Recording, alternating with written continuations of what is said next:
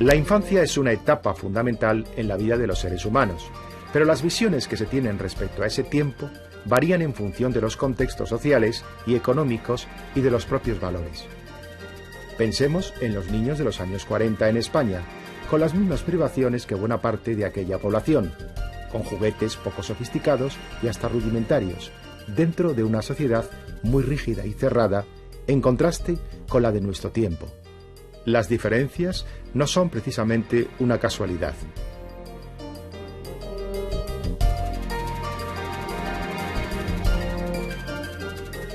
En España, los primeros programas infantiles se hacían en directo, con pequeños sketches e incluso payasos de un nivel que hoy calificaríamos de rudimentario.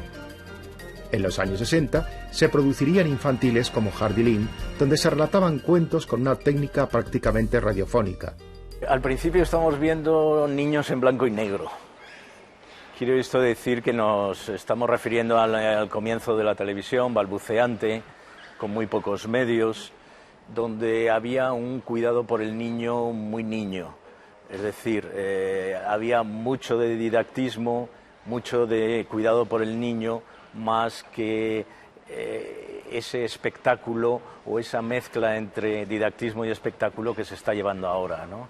Son programas que acaban en IN, como Jardilín y otros muchos, es decir, que tienen ese énfasis en el infantilismo que corresponde también con la filosofía de la época. Es una época muy cerrada, muy autártica, en que las corrientes exteriores no se ven aquí y se hace casi, yo diría, una televisión de colegio, muy respetable, pero en ese sentido de colegio, ¿no?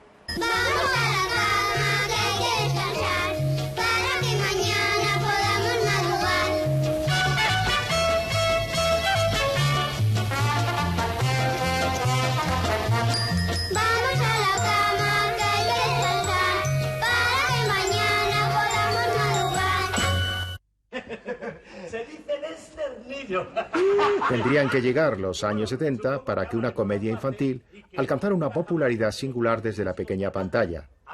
Eran los Chiripitifláuticos, con sus personajes Valentina, Locomotoro y el Capitán Tantán, en un tono de comedia rodada íntegramente en estudio, y sin los efectos especiales o de imagen que hoy parecen indispensables en el género. Y yo vendré nuevamente aquí de vacaciones, cuando acabe a gusto. Porque los Giglis son tan cosquillosos y... ¿Cómo se dice simpático? ¡Se dice simpático!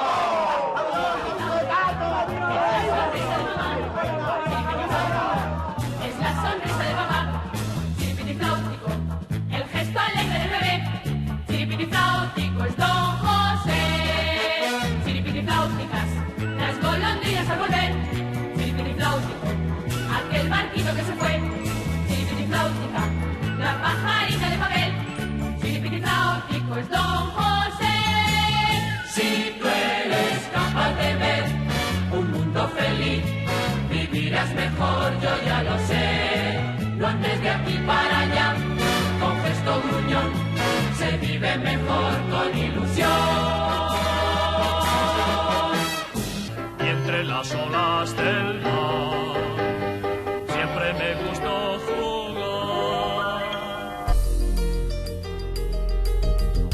El programa estaba necesariamente ligado a las constantes de una época, los últimos años del franquismo, cuando ya la televisión en España llegaba a la mayor parte de los hogares. En ese tiempo, los espacios infantiles ocupaban la banda de programación de la tarde.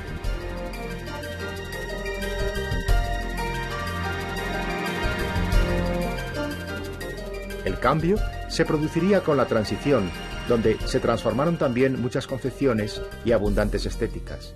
El niño o la niña ya no se veían como una etapa de paréntesis, sino que los más pequeños podían ser contemplados como futuros ciudadanos. Los años 70, que empiezan, la televisión da un gran salto, empieza en blanco y negro y acabamos en color, que esto es importante porque lo infantil está siempre muy relacionado con el color.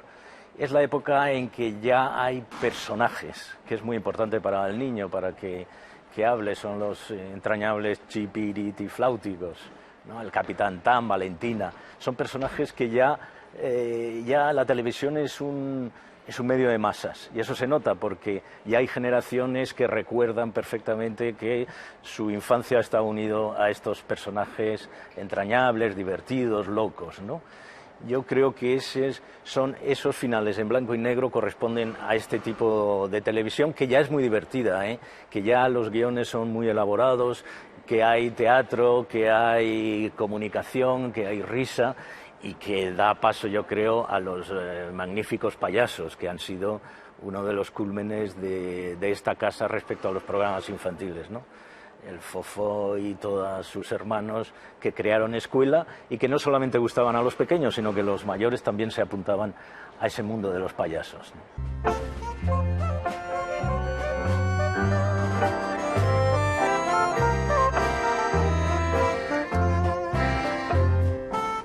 En aquel final de los años 70, unos payasos que habían trabajado en la televisión de distintos países de Iberoamérica desde los años 50 alcanzaban un gran protagonismo.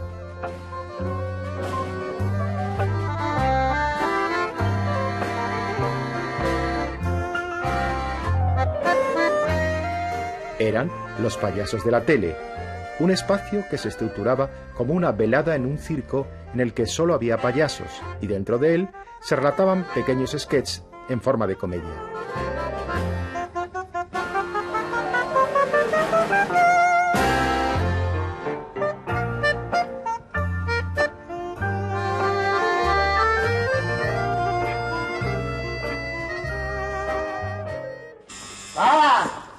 Va. Buenas, muy buenas. ¿Cómo estás? Mucho gusto. Sí, ¿Os fue mi leche incorporados? Sí. Vendemos arbolitos de Navidad. ¿Arbolitos de Navidad? Sí, con todo lo colocamos nosotros completo. Ahí está todo. Los adornos eléctricos, si quieres. Lo siento, pero no, es que no. ¿Ya tiene árbol? No tengo, pero no me interesa, no, por favor. Estoy cenando con la familia, ¿sabes? Sí. Ustedes perdonen. Nada, pero nosotros nuestra obligación es, ¿verdad? Sí. Muy buena noche. Bueno.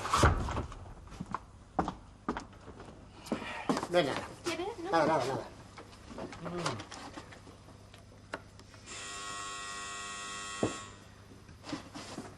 Bueno, tranquilos. Puede ser el cartero.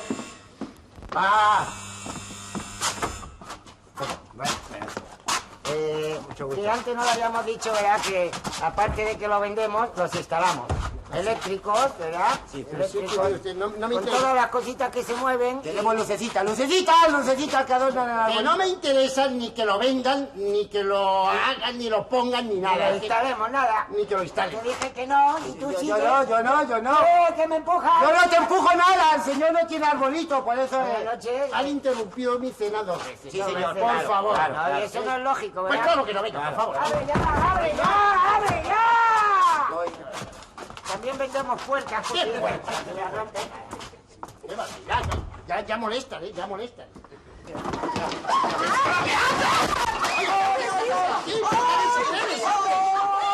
¡Abuelo! ¡Mira lo que han hecho con mi papá!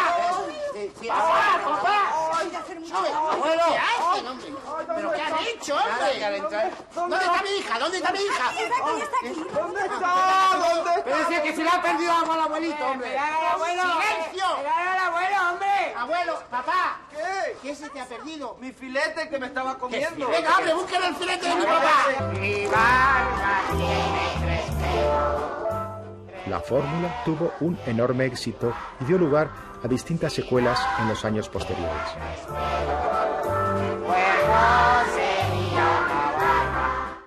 Oye, hay que ver el sol, lo que hace estornudar, ¿eh? Menos mal que todos los días el sol se empieza a ocultar por la tarde. Y se oculta de esta manera, vamos a verlo. Con el cambio de valores marcado por la transición y especialmente por las transformaciones de la España de los años 80, iban a empezar a caer muchos tabúes. En los cines desaparecía la censura y la responsabilidad sobre la presencia de los menores en las salas empezaría a depender de sus padres, tutores o responsables. En televisión se marcó una clara diferencia entre espacios. En los años 80, por ir de década en década, la televisión está ya muy consolidada. Y en este país han pasado cosas muy importantes, como es la llegada a la democracia y una sensación de libertad muy grande. Esa libertad llega también a los programas infantiles, que de alguna manera se hacen más juveniles. El niño ya no es una cosa tan pequeña a cuidar, el niño es un ciudadano más incorporado. No hay que olvidar una cosa muy importante que afecta mucho a la televisión infantil, que es la movida madrileña y la movida en general. Es decir, hay unos nuevos grupos, el rock and roll como cultura se extiende y el niño se pega a eso. Ese tipo de programa yo recuerdo que lo empezamos con Pista Libre y lo llevó a su máximo esplendor La Bola de Cristal, con una serie de personajes supuestamente del mundo adulto que se incorporaron con una gran facilidad al niño. Y ya es un niño más rebelde, es un niño ya con personalidad, capaz de decir no, más difícil, pero también es un niño mucho más integrado en la sociedad que vive. Señoras y señores, ante ustedes el más grande espectáculo del mundo, el increíble y espectacular Circo de la Música, dispuesto como siempre a los más asombrosos sonidos, los contoneos más excitantes, las voces más difíciles, todo esta noche ante ustedes y para ustedes, esta noche de circo, esta noche de danza, esta noche de rock and roll.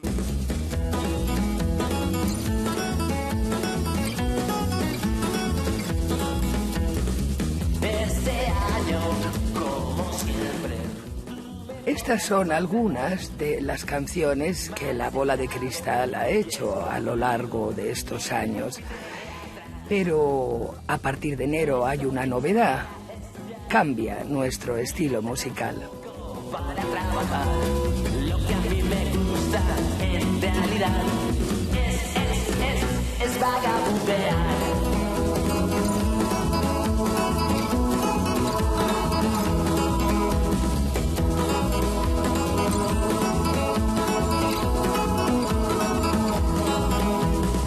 Ahora toca clase de mates, solo pienso en pirar. Si mañana haces novillos, nos vemos en el billar. No soporto la gimnasia ni el francés, ni las matemáticas, las ciencias y el inglés. Lo que a mí me gusta en realidad es vagabundear.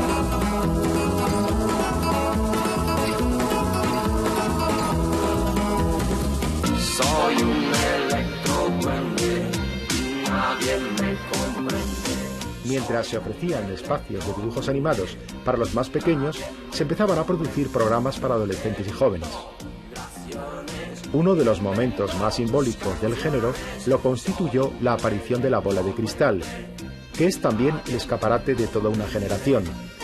En La Bola de Cristal había una estética muy definida, pero también una visión sobre la realidad muy concreta.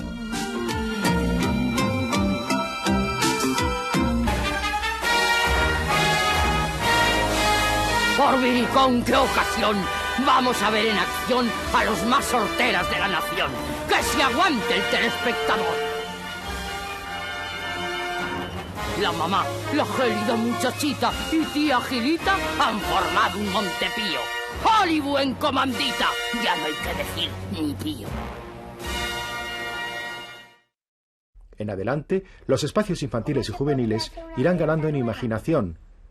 Para los más pequeños, se desarrollaría una línea de espacios que vendrían a significar un claro aprendizaje personal y social, como las múltiples versiones producidas de un clásico como Barrio Sésamo. El programa no renunció a una clara intención educativa. Cuando hablamos de niños es muy difícil, porque no es lo mismo un niño de 4 o 5 años que uno de 8, de 12, preadolescente, adolescente, es un mundo muy cambiante. Pero lo que sí que aportó Barrio Sésamo es el cuidado, la mirada sobre el niño muy pequeño, el niño, digamos, de preescolar, ¿no? Y eso fue un impacto mundial. porque ellos tuvieron la habilidad de crear unos personajes que servían para todo el mundo, pero luego había unos sketches que cada televisión hacía suyos con actores de su propio país y con su propia producción. Eso daba un programa muy rico y muy cuidado y muy bien orientado, porque de esas generaciones de Barrio Sésamo han salido personas añorantes de ese mundo, de esos personajes, que luego no los han visto, que sus hijos han podido disfrutarlo. Pero vamos a ver, ¿no estabais haciendo un castillo? Spinette lo rompió. ¡Qué mentirosa! Fue Teresa quien lo rompió. ¡Mentira! ¡Ay, qué niña! No sé por qué hablo contigo. Pero bueno, no os enfadéis. Además, no es para tanto, Spinette, hombre. Ya sé, se me ha ocurrido una idea. ¿Sabéis qué idea es? Vamos a preparar una merienda. ¡Yupi, qué chachi! Vale. Dragón. Yo no soy un dragón. Bueno, calma, ala. A merendar todo el mundo, venga. Vamos.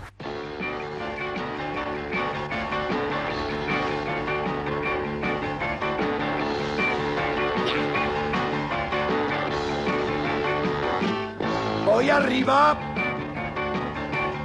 y tú abajo. Yo voy en línea recta y tú vas dando vueltas. Yo voy arriba y abajo y tú vas cruzada.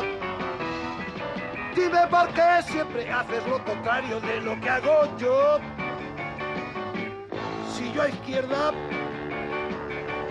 tú a derecha. Yo viajo por el día, tú en la noche confías. Y cuanto más yo me alejo, tú más cerca estás.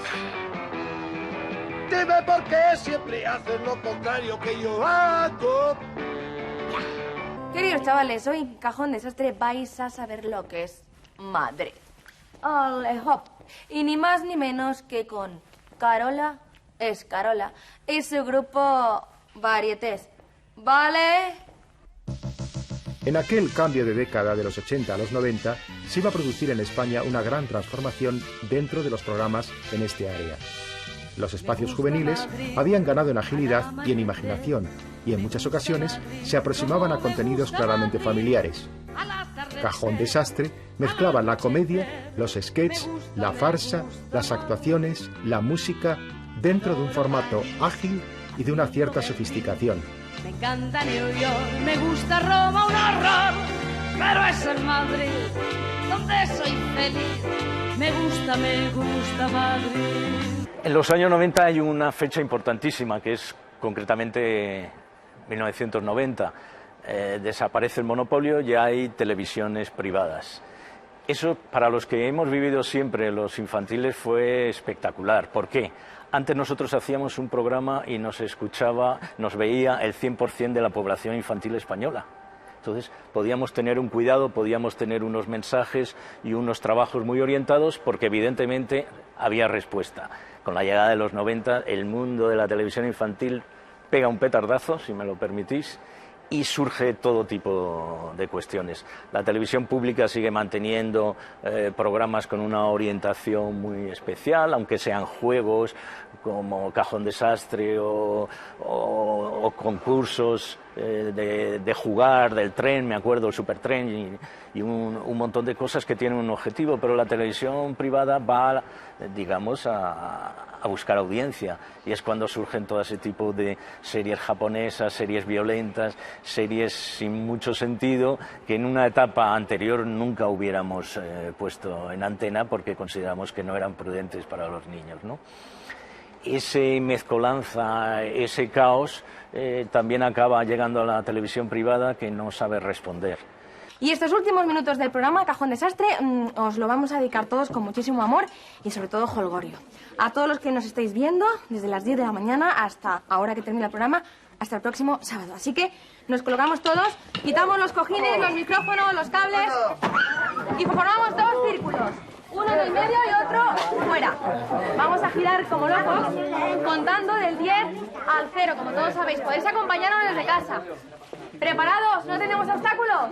Los del centro giran hacia la derecha y los de fuera hacia la izquierda. 1, 2 y 3. 10, 9, 8, 7.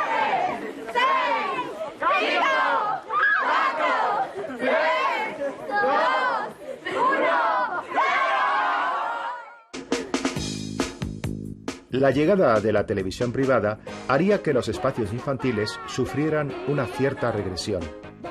Para empezar, el horario de tarde en el que tradicionalmente se venían emitiendo empezaba a destinarse a programas para otra clase de públicos.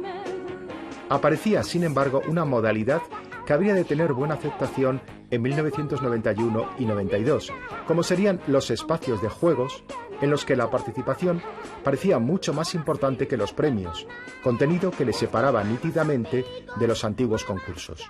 Entonces permitidme que me presente. Mi nombre es Gulliver, Majestad. Sin embargo, la década de los 90 habría de significar el práctico final de los programas infantiles.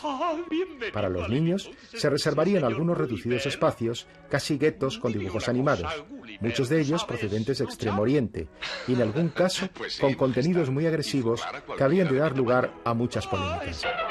Al mismo tiempo, se mantendrían ocasionalmente algunos espacios sobre materiales de las productoras clásicas del dibujo animado anglosajón, con algunos juegos o concursos para los más pequeños, pero sin la idea didáctica que estaba presente en la concepción general de los grandes clásicos del género, como fue Barrio Sésamo. En algunos casos, esos dibujos animados se aderezaban con peculiares presentaciones.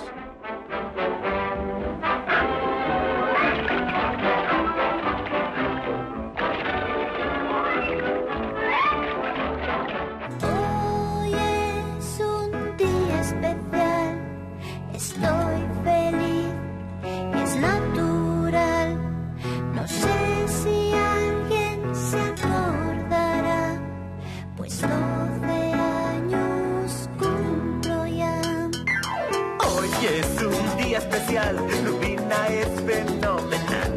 Mi regalo la sorprenderá y Lupita contenta quedará.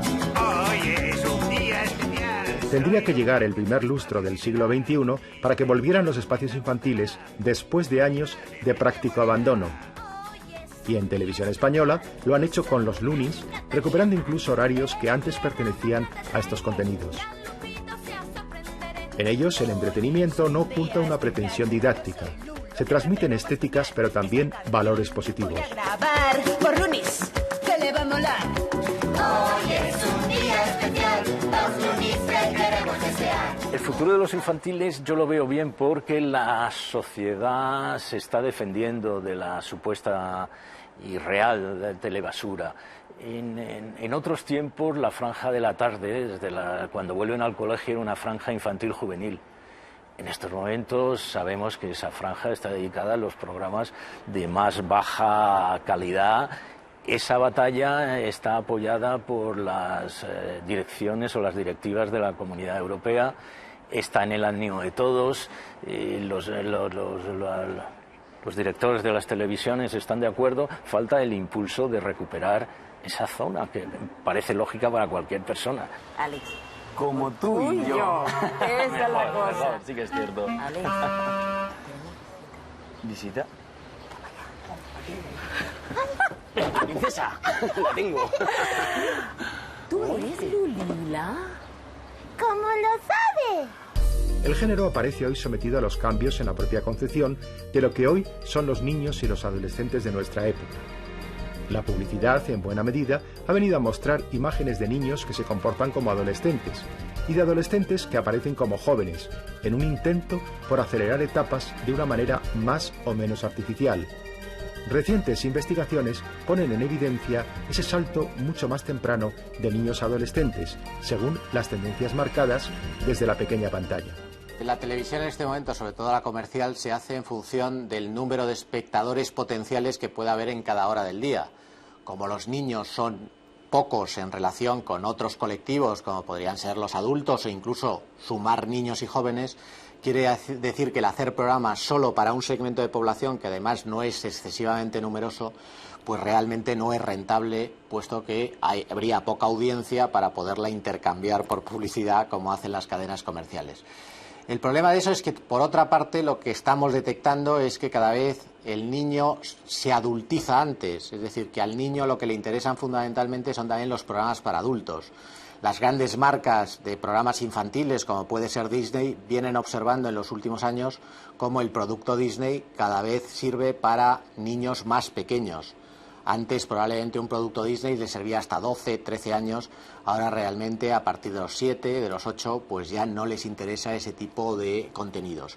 Quiere decir, por lo tanto, que hay menos periodo de tiempo en el que los niños se pueden considerar como tales para los programas infantiles y, por otra parte, también todos sabemos que hay un envejecimiento de la población y una pérdida progresiva de audiencia infantil.